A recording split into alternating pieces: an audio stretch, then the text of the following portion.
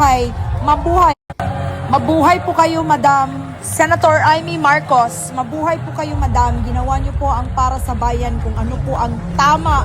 Nanindigan po kayo. Pinili niyo po ang Pilipino, ang bansang Pilipinas. Kaya mabuhay.